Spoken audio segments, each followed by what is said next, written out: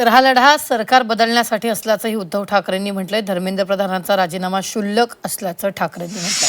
सरकार बदलेपर्यंत आग कायम ठेवा, उद्धव ठाकरेंनी तरुणांना आवाहन केलंय. तर स्वप्न बघायला काय हरकत आहे, गिरीश महाजन यांनी टोला लगावला.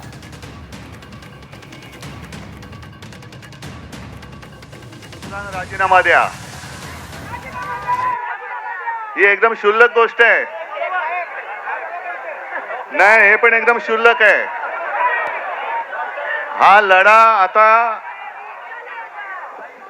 जे सरकार आपल्याला रोजीरोटी देऊ शकत नाही, रोजगार देत नाही, शिक्षण देत नाही, उत्तर देत नाही, हे सरकार बदलण्याचा हा लढा आता सुरू झाला पाहिजे. आम्हाला धर्मेंद्र प्रधान नकोय, आता हे सरकार नकोय.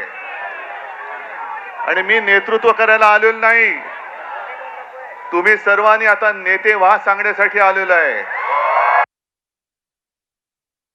देशभक्त असेल तर तुम्ही मोदी भक्त असेल तर आम्ही देशभक्त आहे.